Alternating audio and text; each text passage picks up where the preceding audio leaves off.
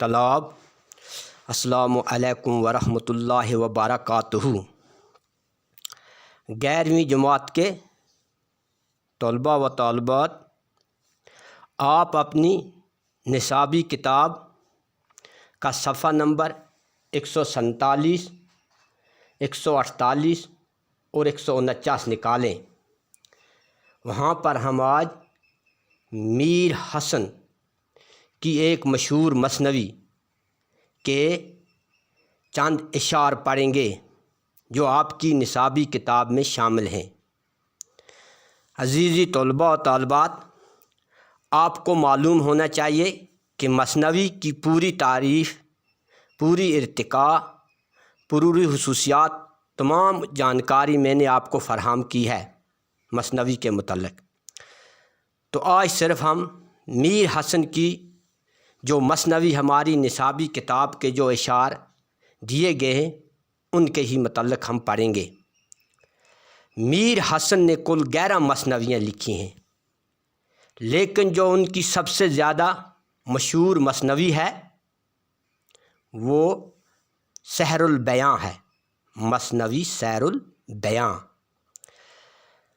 میر حسن ایک فطرتی ظرافت کے ساتھ وہ نہایت شیرین زبان اور حلیق تھے، کبھی کسی شخص کو کوئی شکایت کا موقع نہیں دیا اور نہ کسی تذکرہ نویس سے ان کے خلاف ایک حرف لکھا ہے۔ انہوں نے نہ کبھی اپنی زبان کو آلودہ نہیں کیا ہے میر حسن نے۔ آپ کی نصابی کتاب میں یہ مثنوی جو یہاں پر دی گئی ہے میر حسن کی سحر البیاں سے، اس کے 46 اشعار دیے گئے ہیں۔ سحر البیاں اردو کی ایک شاہکار منفرد مثنوی ہے۔ ان اشعار میں قصے کے اس حصے کا ذکر کیا گیا ہے جس میں شہزادہ بے نظیر غائب ہو جاتا ہے اور اس کے غائب ہونے سے جو رنج، دکھ، بے چینی اور ماتم کا ماحول بن جاتا ہے اس کی عکاسی کی گئی ہے۔ شہزادے کو دراصل پری ماہرو اپنے ساتھ اڑا کر لے جاتی ہیں۔ یہ ایک فرضی داستان ہے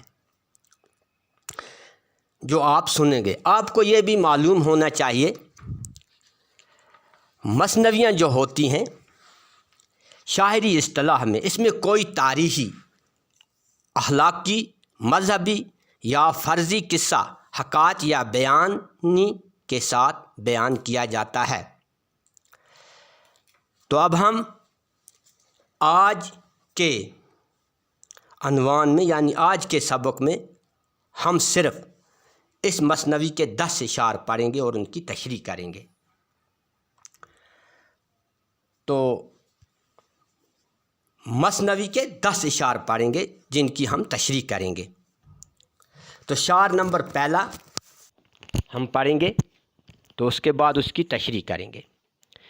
شبابی مجھے ساقیہ دے شراب، شتابی مجھے ساقیہ دے شراب، کہ یہ حال سن کر ہوا دل کباب۔ شاعر میر حسن کہتے ہیں، شتابی بولتے ہیں جلدی کو، اے ساقیہ بولتے ہیں شراب پلانے والے کو، اے ساقیہ مجھے شراب جلدی جلدی عطا کر، جلدی جلدی دے دے، کیونکہ شہزادے کے غائب ہونے سے میرا دل بہت غمگین، فکر مند، دکھی ہوا ہے اور میں اپنے اس غم فکر کو رد کرنا چاہتا ہوں۔ شاعر اب شعر نمبر 2 پڑھیں گے ہم۔ یہاں کا تو قصہ میں چھوڑا یہاں کا تو قصہ میں چھوڑا یہاں، ذرا اب سنو غم زدوں کا بیان، ذرا اب سنو غم زدوں کا بیان۔ قصہ بولتے کہانی کو، غم زدہ بولتے دکھوں، جو دکھی ہوئے ہوں، جن پر دکھ مصیبت گزری ہو، ذرا بولتے ابھی۔ شاعر میر الحسن مثنوی کے اس اشعار کے اندر فرماتے ہیں کہ جب شہزادہ غائب ہوا، اور یہ بات میں یہیں چھوڑ دیتا ہوں کہ بلکہ میں شہزادے کے غائب ہونے سے جو باقی ماحول غم زدہ ہوئے، اداس ہوئے، پریشان ہوئے، میں اس کا ذکر کرنا چاہتا ہوں، وہی حال میں بیان کرنا چاہتا ہوں۔ بیان ہو گیا اظہار خیال، باقی تذکرہ میں چھوڑتا ہوں، لیکن میں اس وقت شہزادے کا وہی حال بیان کرتا ہوں جس سے دوسری چیزوں کو کیا دکھ پہنچا، مصیبت پہنچا، سختی پہنچی، غم زدہ ہوئے، وہی حال بیان کرنا چاہتا ہوں میں۔ اب ہم شعر نمبر 3 پڑھیں گے۔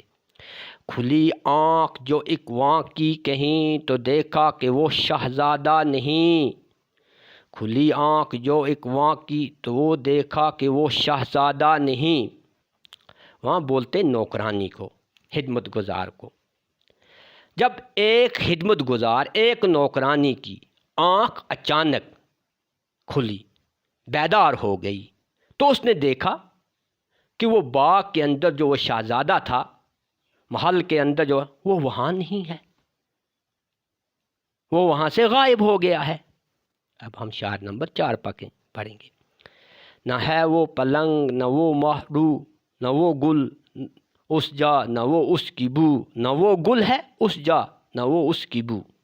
شاعر فرماتے ہیں شعر نمبر 4 کے اندر، میر حسن اپنی مثنوی سیر البیاں، کہ جس وقت نوکرانی بیدار ہوئی نیند سے، وہ دیکھتی ہے کہ شہزادہ اپنی جگہ پہ نہیں ہے، جس پلنگ پر وہ سویا ہوا تھا وہ خالی ہے، نہ پلنگ ہی وہاں تھا، اور نہ وہ پھول جیسا شہزادہ، نہ اس کی خوشبو وہاں موجود ہے، یعنی وہ غائب ہو گیا ہے۔ اب نوکرانی، اب خدمت گزار پریشان ہیں۔ اب شعر نمبر 5 پڑھیں گے۔ کوئی دیکھ یہ حال رونے لگی، کوئی دیکھ یہ حال رونے لگی، کوئی غم سے جی اپنا کھونے لگی۔ اب جب شہزادے کا چرچا ہوا کہ شہزادہ غائب ہو گیا، ہر کوئی اس غم میں، اس ماتم میں تڑپ تڑپ کر اپنی جان کھولنے لگا، یعنی ماتم ہو گیا کہ شہزادہ گم ہو گیا ہے، شہزادہ غائب ہو گیا ہے، اس کی تلاش میں لگے ہوئے ہیں، اس کی جستجو اس کی مطلب ڈھونڈتے ہیں۔ پھر کیا، شعر نمبر 6 پڑھیں گے اب ہم۔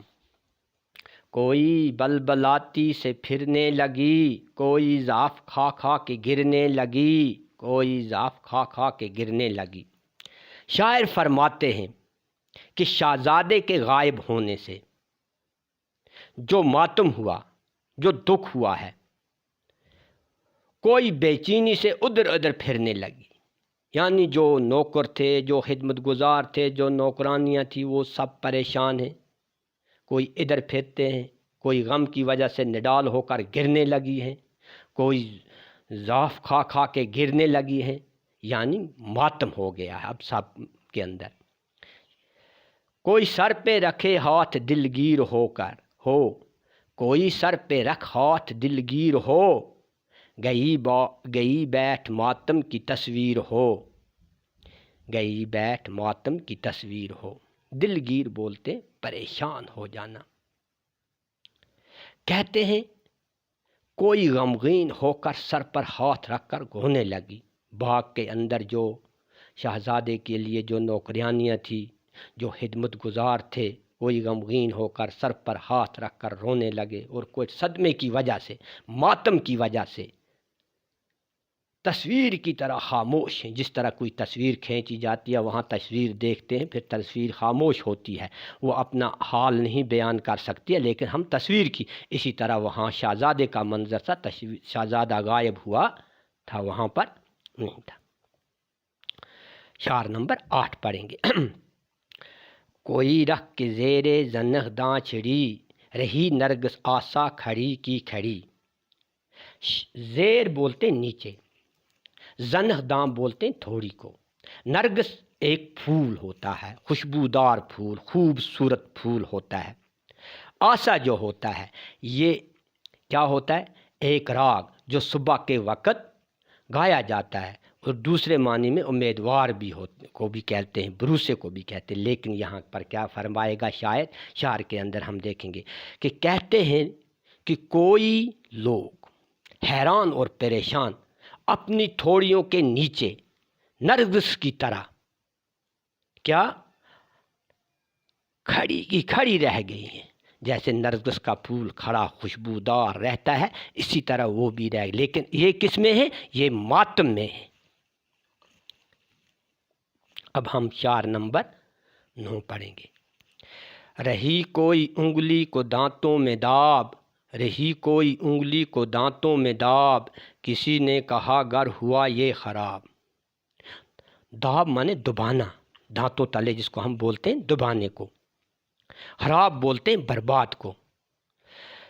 کہتے ہیں کہ سب کے سب پریشان تھے، ماتم میں تھے، کوئی حیرانی کی وجہ سے دانتوں تلے اپنی انگلیاں دباتا ہے۔ جب انسان پریشان ہو جاتا ہے یا دکھ میں ہو جاتا ہے یا مصیبت میں ہو جاتا ہے تو ایک دم دکھ کی وجہ سے اپنی انگلی منہ میں ڈال کے دانتوں کے نیچے دباتا ہے، دانتوں میں داب دیتا ہے۔ اور کسی نے کہا کہ شہزادے کے غائب ہونے سے یہ تمام کیا گھر برباد ہو گیا ہے، یہ سلطنت تباہ اور برباد ہو گئی ہے۔ اب شعر نمبر 10 پڑھیں گے۔ کسی نے دیے کھول سنبل سے بال، کسی نے دیے کھول سنبل سے بال، تماچوں سے جو گل کیے سرخ گال۔ اوپر کے شعر میں نرگس کے پھول کا ذکر کیا گیا۔ آپ کو معلوم ہے نرگس کتنا مشہور پھول ہے، اس کی تعریف شاعر اکثر کرتے رہتے ہیں۔ تو وہ بھی باغ میں کیا تھا؟ غمگین فکر مند تھا۔ اب یہاں پر دوسرے پھول کا ذکر کیا گیا ہے، سنبل پھول بولتے ہیں۔ ایک پھول ہوتا ہے جس کے بال ہوتے ہیں، وہ بال اس نے کیا کیے ہوتے ہیں؟ تھمبا کے رکھے ہوئے ہوتے ہیں۔ لیکن اب سنبل پھول کی حالت کیسی ہے؟ اس شعر کے اندر لکھتا ہے، تماچا بولتے ہیں تھپڑ کو مارنا۔ کسی نے سنبل جیسے بال کھول دیے، سنبل پھول جیسے بال کھول دیے، بکھیر دیے، کس کے غم کے؟ شہزادے کے غم میں۔ اور اپنے چہرے پر، اپنے منہ پر وہ تھپڑ رسیدہ کرتے ہیں اور مار مار کر اپنا منہ سرخ کر دیا، کس کے غم میں؟ شہزادے کے غم اور ماتم میں۔ تو ہم کل 10 شعر سے آگے پڑھیں گے، کل اس میں 46 اشعار ہیں۔